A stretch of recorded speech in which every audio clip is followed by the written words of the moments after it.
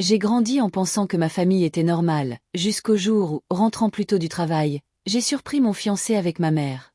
J'avais 28 ans à l'époque et j'étais avec mon mari depuis près de 5 ans. C'était un homme doux et aimant, rencontré à l'université. Nous avions une relation parfaite et paisible, faite de communication et de confiance, du moins le croyais-je. Ce matin-là, tout a basculé. Ma mère, 66 ans, était dans la cuisine avec lui, et la trahison s'est gravée dans ma mémoire comme une épée de Damoclès.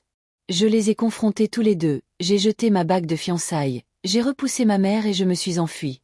Mon père, 67 ans, est resté insensible, suggérant bizarrement que la monogamie n'était peut-être pas faite pour moi et que les petits moments de plaisir de ma mère avec mon mari n'avaient rien de mal.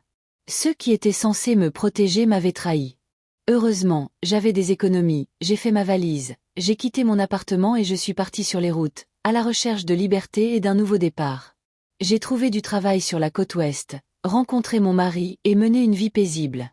Nous nous sommes mariés lors d'une cérémonie intime et avons accueilli un magnifique petit garçon après une grossesse difficile. Pendant 3 ans, j'ai tenu mes parents à distance, ne partageant ma vie qu'avec mes sœurs et protégeant mon bonheur de leur chaos. Puis ma cadette leur a révélé ma vie, et les tentatives de culpabilisation ont commencé. Lettres, appels, supplications désespérées pour me voir, pour rencontrer leur petit-fils. Mon mari, compréhensif et fidèle, m'a assuré qu'il respecterait mes décisions, mais j'étais tiraillée par les liens familiaux, me demandant si mon fils devait être au courant.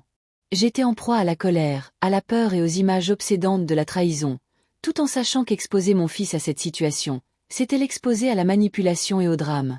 S'en sont suivies des menaces de poursuites judiciaires, des visites de la police et des services de protection de l'enfance sur la base de fausses accusations, et la suspicion épuisante qu'ils aient peut-être engagé des détectives pour nous surveiller.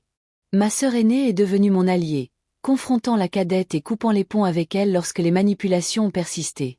Mon mari m'a protégée pendant que nous organisions nos déménagements pour assurer notre sécurité, le stress planant constamment sur nos vies. Malgré tout, l'amour et la protection de mon mari et de sa mère sont devenus mon point d'ancrage, prouvant que la famille choisie peut guérir les blessures que les liens du sang ne peuvent panser. J'ai compris que je ne pourrais jamais faire la paix avec mes parents. La culpabilité qu'ils exerçaient était de la manipulation, et le bien-être de mon fils primait sur ma nostalgie de ce qu'était ma famille d'antan.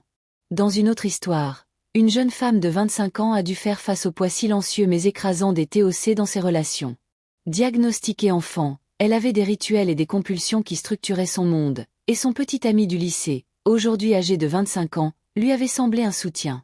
Mais lorsqu'il a commencé à déclencher délibérément son anxiété en se moquant de ses rituels devant ses amis, en jetant ses précieuses pièces de monnaie, en minimisant sa détresse, la confiance s'est brisée.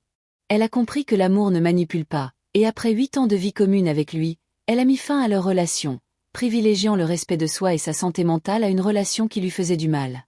Amis et inconnus l'ont encouragée à respecter ses limites, à comprendre que les TOC ne sont pas une simple lubie mais un défi de toute une vie, et que son bien-être primait sur les attentes de la société ou les conseils mal avisés d'autrui. L'indifférence de son ex-petite amie, et même les tentatives de sa mère pour la culpabiliser et la pousser à se réconcilier, n'ont fait que confirmer l'importance capitale de préserver sa tranquillité et sa sécurité émotionnelle.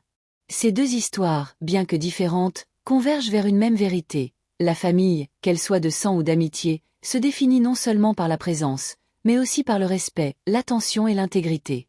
Les femmes au cœur de ces récits ont appris à poser des limites, à accepter le soutien qu'elles ont choisi et à reconnaître que l'amour sans respect est un danger plutôt qu'un refuge. Elles nous enseignent que la guérison et le bonheur exigent le courage de s'éloigner de ceux qui nous font du mal, de protéger ceux que nous aimons et de faire confiance aux relations fondées sur l'entraide, et non sur l'obligation. Au final, qu'il s'agisse de trahison parentale ou de négligence conjugale, la voie à suivre réside dans l'instinct de survie, l'établissement de limites claires et le fait de s'entourer des personnes qui vous honorent et vous élèvent véritablement, créant ainsi une vie définie non pas par les traumatismes passés, mais par des choix délibérés et protecteurs pour soi-même et ses enfants.